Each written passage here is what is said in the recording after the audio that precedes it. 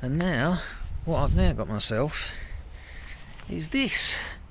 I picked this up brand new in the box. It's a Serpent Cobra S811. I think it's the second edition. Now this is ready to run, but it comes with some nice 5mm shock towers. Pretty cool body. It comes with this 2.4 gig spread spectrum transmitter. As I say, it was brand new in the box. I know it's a little bit out of date. However, look at that. I mean, it's spotless. I got myself some lipos, and I'll give you a show of it. So let's switch this on.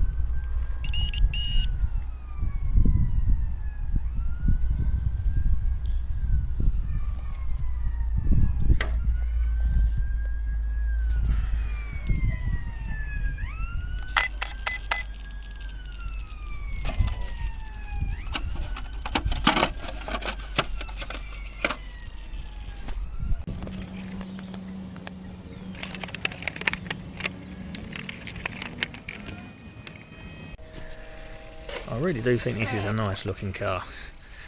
Really good. It hasn't got the extreme cab forward body that a lot of the current 1/8 scale cars have got, but I think that's pretty sleek looking. So far it's proved to be very, very robust. It's got some nice little touches like these pins here. These pins here that hold the shocks in, you just undo a tiny little grub screw there, a couple of turns, and then you can pull that pin straight out and take the shock out. Really nice little touch. The body shell that forms right tight to the side guards of the chassis, so it keeps a lot of the muck and debris out. Really nice, good quality shocks. Come with boots on there, back and front. Bearing in mind this is a ready to race model. So I picked this up, as I say, brand new in the box. All I needed to do was put batteries in it. I picked it up for 200 quid. Can't go wrong. And servo, and it's pretty good. Okay, so let me show you how this goes. So this is my first lipo powered electric car. I haven't had electric cars since the mid-90s, and back then it was still NiCads. So this is just light years ahead of whatever I've been used to. Brushless motors, lipo power, amazing. I had a little dabble with some 1/8 nitros, sort of towards the tail end of like the noughties, and but this is so much easier, cleaner, faster, easier to maintain. Really great fun.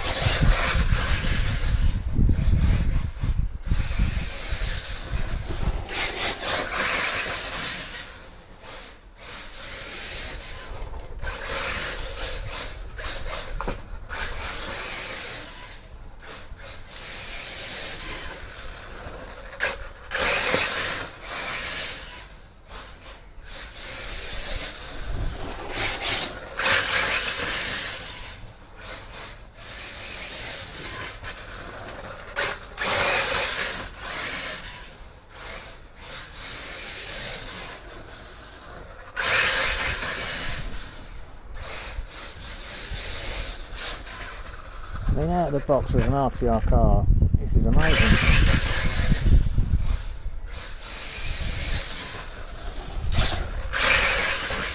I've had to do nothing to it. Everything was set up right. The diffs have got oil in them, the shocks are built nicely. Even the electronic speed controller is very adjustable, come with a card for adjusting it. You can have any rate of brakes you want, any rate of forward and reverse, or just forward only, but I mean, the transmitter, it's got all the adjustment you could ever want, multi-model memory,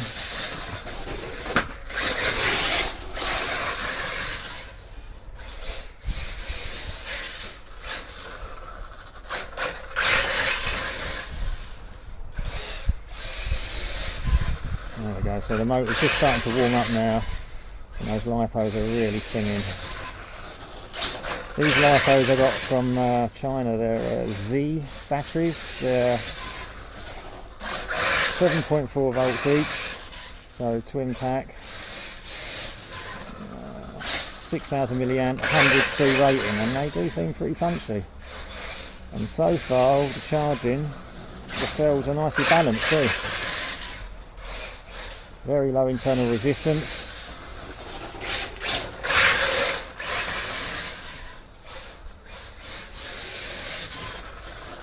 What I'm liking with the lipos over NiCads is that you get pretty much full performance right till the point at which the cells drop away, and then obviously the electronic speed controller has got a safety device in it that kicks in to ensure that the lipo cells don't fall too low, and then it just cuts out. But you retain steering, but no more throttle response. It's like a fail safe. That's the first crash I've had with it. What have we done? Have we scuffed the front wheel?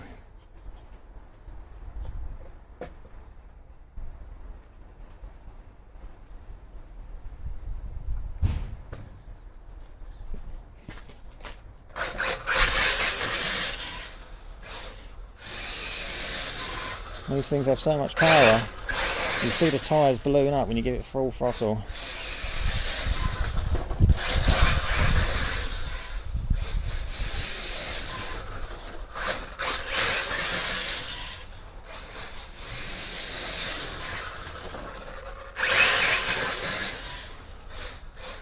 And these tyres are doing a terrific job of scarifying my lawn.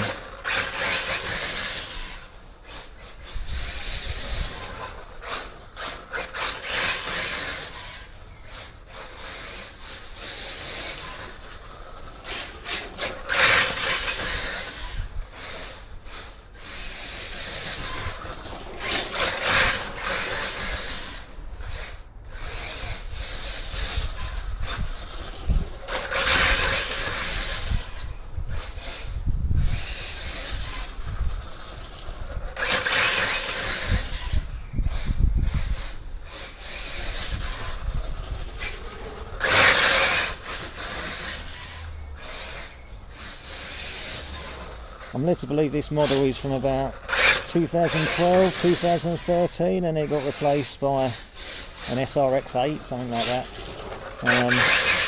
I'm not that familiar with Serpent stuff. It wasn't a big name when I was back racing buggies. I think they tended to be more track cars than off-road buggies. But I think maybe Billy Easton, I think, developed this kit. But I must say, the build quality, the materials, so far I can't fault it. I mean, it might be a bit of a problem if I ever do start going racing and getting older spares for it.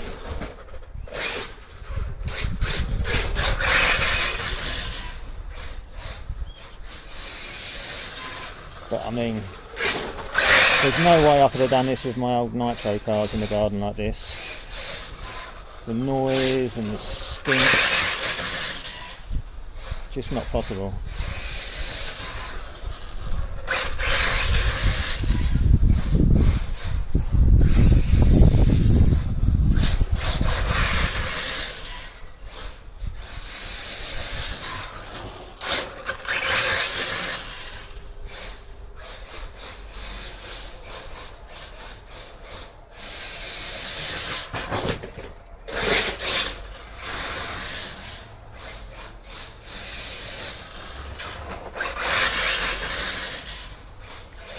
If anything, it's getting faster.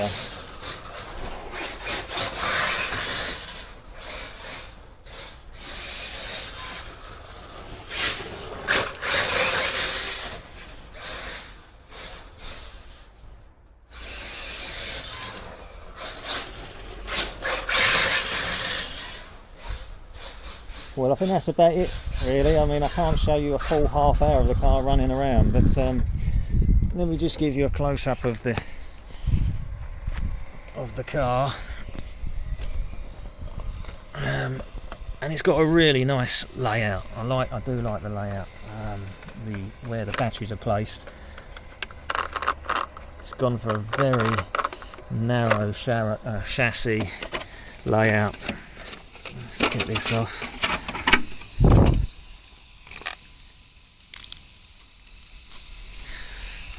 So you've got an upright mounted servo there, which is quite unusual. It brings the servo right far forward.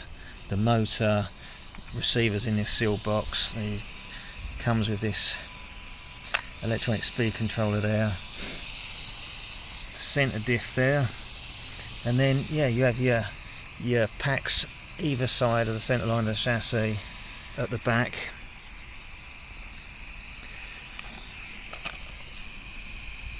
Gets a lot of the weight forward. I'm really pleased with it. One day hopefully I shall take it racing.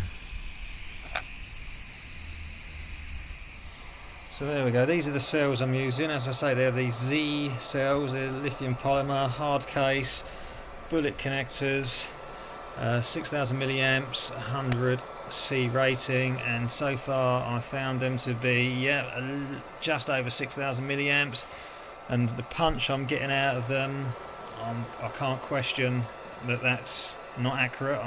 They're very punchy. So I'm just using this dual channel charger here just to get them back up to a storage voltage. You can see how both cells in each pack are doing. So they're out of the car now. The car's now all ready to be packed away. Some lovely touches on it, like on those shock towers you've got the serpent emblem sort of etched into the towers. Yeah, so far very impressed with this car. Very impressed with Serpent, to be honest. We've got the manual there, nice glossy manual there for the transmitter and radio equipment. Very comprehensive, detailed. How to make all the different changes to dual rates, EPAs, etc. Very adjustable. Very adjustable. You know, for a transmitter that's supplied in an RTR kit, very impressive. Instructions there for the speed controller again, very comprehensive. All details about the multitude of programs that are available. I've also got a little program card there for the speed controller, digital display, just plugs in, and you pre-select your function that you want, and then the actual manual for the car, again very good. So you've got Cobra 2.0, loads of glossy photographs, nice introduction, everything explained for the complete beginner if you need it explained. Nice overall picture there.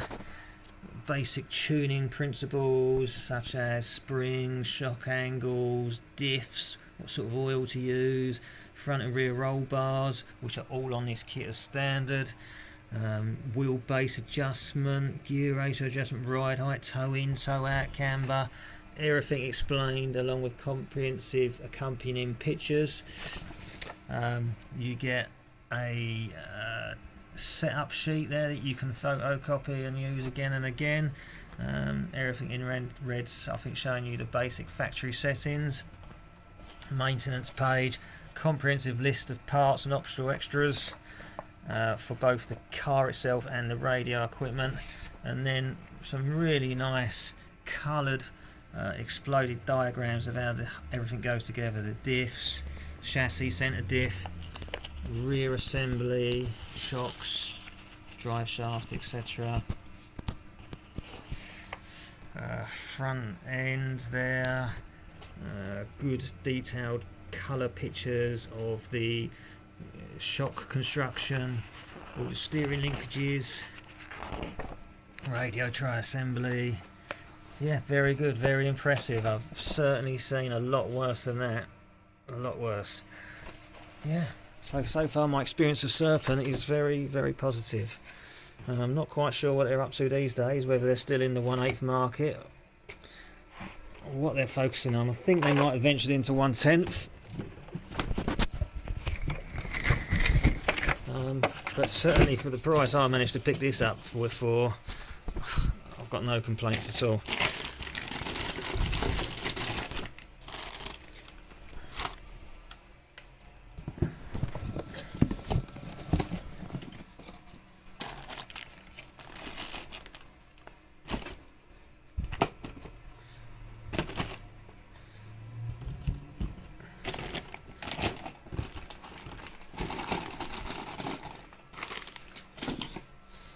There we go, and then very nice neat box.